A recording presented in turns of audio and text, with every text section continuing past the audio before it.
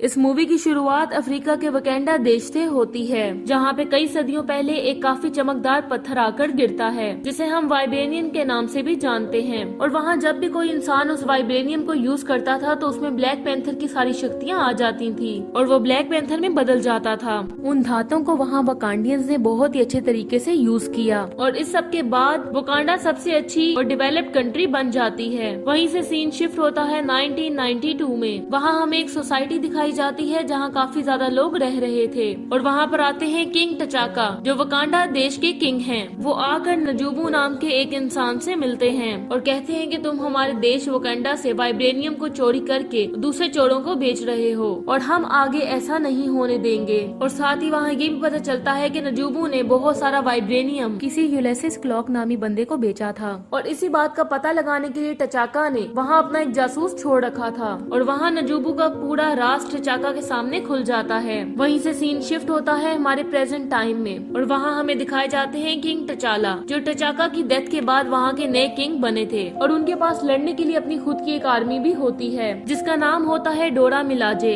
अब किंग टचाला अपनी पूरी टीम के साथ एक मिशन पर जाते हैं जहाँ पे उन्हें एक लड़की को बचाना होता है जिसका नाम होता है नाकिया। लेकिन उस मिशन में नाकिया को बचाते बचाते टचाला को उससे प्यार हो जाता है और वो चाहते थे कि अगले दिन जब वो किंग बने तो नाकिया भी वहाँ पर मौजूद हो। अब सीन शिफ्ट होता है अगले दिन पे जहाँ हमें दिखाई जाती है वकांडा की क्वीन यानी टचाका की वाइफ। अब यहाँ हमें कहानी की एक नई कैरेक्टर दिखाई जाती है जिसका नाम होता है शोरी, जो कि ब्लैक पैंथर यानी कि टचाला की बहन होती है और वहाँ पे राजा बनने की एक रस्म भी होती है और उस रस्म में वहाँ के ब्लैक पैंथर को अपनी काबिलियत साबित करने के लिए किसी दूसरे वॉरियर से लड़ना पड़ता है और जिस कबीले का भी वॉरियर वो जंग जीतता है तो वही वकांडा का नया राजा कहलाता है। और वहाँ ब्लैक पैंथर की लड़ाई एक दूसरे कबीले के वॉरियर से होती है और वहाँ पूरे वकांडा के सामने टचाला और अम्बाकू के दरमियान एक जबरदस्त फाइट होती है और उन दोनों की काफी लंबी लड़ाई के बाद टचाला आखिरकार जीत जाता है और वकांडा का किंग कहलाता है। और तभी सीन शिफ्ट होता है इस कहानी के मेन विलन की तरफ जिसका नाम होता है एरिक स्टीवन, जो पहुंचता है एक म्यूजियम में एक मास्क को चुराने के लिए जिसके अंदर होता है वाइब्रेनियम। लेकिन इस बात का पता वकांडियंस को ऑलरेडी चल जाता है और वहाँ वकांडा में मौजूद वकाबी नाम के एक बंदे से ब्लैक पैंथर को पता चलता है कि हमारा वाइब्रेनियम चोरी किया गया है। तभी वहाँ पे ब्लैक पैंथर अपनी टीम के साथ एक प्लान बनाता है और ये डिसाइड करता है कि जब एरिक स्टीवन उस वाइब्रेनियम को दूसरे चोर को बेचने जाएगा तभी हम उसे दबोचेंगे और साथ ही मेन चोर को भी पकड़ लेंगे। और यहाँ हमें नया कैरेक्टर दिखाया जाता है जिसका नाम होता है एवरेस्ट रूस और यहाँ हमें कहानी का सबसे बड़ा चोर यानी चोरों का सरदार दिखाया जाता है जिसका नाम होता है यूलिसिस क्लॉक। और जब ब्लैक पैंथर के सामने यूलिसिस और एरिक आते हैं तो वो अपने असली रूप में आ जाता है और उन पर हमला करना शुरू कर देता है। यूलिसिस के पास भी वही वाइब्रेनियम होता है, उनसे भी उसने काफी नए नए वेपन्स बनाए होते हैं जिसकी मदद से वो अपना बचाव करता है और वहाँ से भाग जाता है। चूँकि ब्लैक पैंथर काफी चालाक और फुर्तीला होता है तो वो आखिरकार वहाँ से यूलिसिस को पकड़ लेता है और उसे बंदी बनाकर एक फैसिलिटी के अंदर ले आता है और वहीं पर उस फैसिलिटी के अंदर एवरेस्ट रोज की तरफ से तहकीकात शुरू होती हैं और वहाँ पर और भी कई वकांडियंस होते हैं जो उस पूरी कन्वर्सेशन को सुन रहे होते हैं। तभी वहाँ पे एक बहुत बड़ा एक्सप्लोजन होता है जो कि एरिक ने किया होता है और वो यूलिसिस क्लॉक को लेकर एक गाड़ी में वहाँ से भाग जाता है। वहाँ पे एवरेस्ट रोज काफी बुरे तरीके से घायल हो जाता है और उनकी जान बचाने के लिए ब्लैक पैंथर उन्हें वकांडा में ले आते हैं ताकि उसके डैमेज पार्ट को रिकंडक्ट करके उसकी बॉडी को फिर से नया बना सके।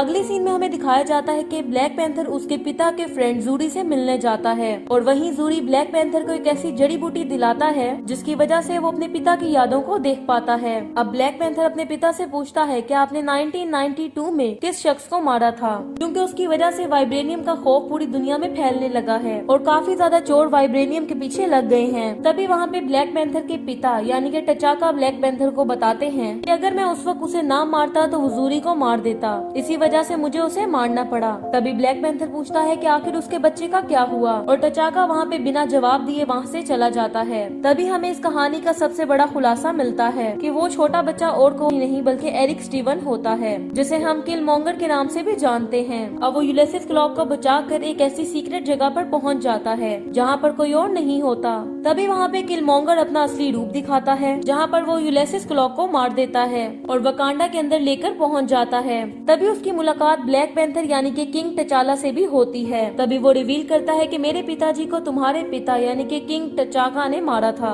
इस पूरे वकांडा का असली वारिस मैं ही हूँ जो ब्लैक पैंथर बनने का असली हकदार हूँ। तभी हमें किलमॉन्गर और किंग टचाला के बीच एक शानदार फाइट दिखाई जाती है। उस फाइट में किलमॉन्गर धोखाधड़ी करता है, जूरी को भी मार देता है और किंग टचाला को भी बहुत बुरी तरीके से मार कर और उसे पानी की एक आबशार से नीचे फेंक देता है ताकि उसका कोई भी कंपटीशन नहीं रहे और वो पूरे वकांडा का किंग बन जाए। और दूसरी तरफ वो उसी जड़ी बूटी वाली जगह पर पहुंच जाता है जिसे पीने से असली ब्लैक पैंथर वाली शक्तियाँ आ जाती हैं। वहाँ पे किलमॉन्गर उस पूरी की पूरी खेती को जला देता है ताकि उसका कोई भी कॉम्पिटिटर ना रहे और वो पूरा वकांडा का राजा बन जाए। अब किलमॉन्गर यानी कि एरिक जबकि पूरे वकांडा का किंग बन चुका होता है तो उसका एक ही मकसद होता है, वकांडा का जितना भी वाइब्रेनियम है उसे उन गद्दारों और चोरों के हाथ बेचना और साथ ही इलीगल वेपन्स क्रिएट करना ताकि पूरी दुनिया उनके आगे झुके। तभी सीन शिफ्ट होता है ब्लैक पैंथर की माँ की तरफ। उसकी माँ का नाम होता है रुमेंडा और शूरी यानी कि जो ब्लैक पैंथर की सिस्टर होती है, उसके साथ नाकिया जो कि ब्लैक पैंथर की गर्लफ्रेंड होती है और एवरेस्ट रोज के साथ सीधा पहुंचती है मबाकू के कबीले में ताकि वो वहाँ ब्लैक पैंथर की जान बचा सके। वैसे तो मबाकू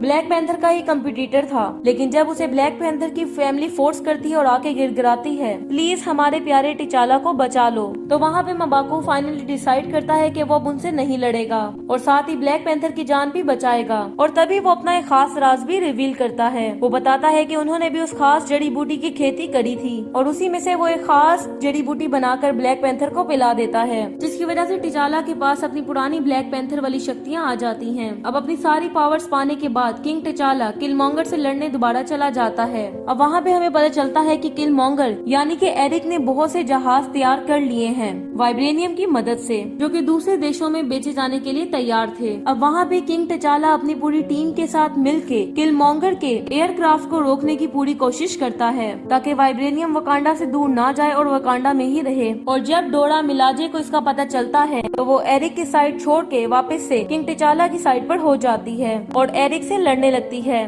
और यही हमें एरिक और ब्लैक पैंथर के बीच में फाइनल फाइट देखने को मिलती है। दोनों के पास वाइब्रेनियम वाला एक सूट होता है जिसमें दोनों एक दूसरे से काफी तगड़ी फाइट करते हैं और ये फाइट इस मूवी की सबसे बेस्ट फाइट है। और आखिरकार टिचाला वहाँ पे एरिक को हरा ही देता है और फिर से अपनी राजगद्दी पा लेता है। और यहीं पे किंग टिचाला अपने वाइब्रेनियम और दूसरी टेक्नोलॉजीज को दूसरे मुल्कों के साथ बांटने पर राजी हो जाता है और वो इस बात की अनाउंसमेंट यूनाइटेड नेशंस में करते हैं, जहाँ पे वो रिवील करते हैं कि वो अपनी टेक्नोलॉजी को बाकी कंट्रीज के साथ शेयर करने वाले हैं। और उसी के साथ ये मूवी यहीं पर एंड हो जाती है। Thank you so much for watching.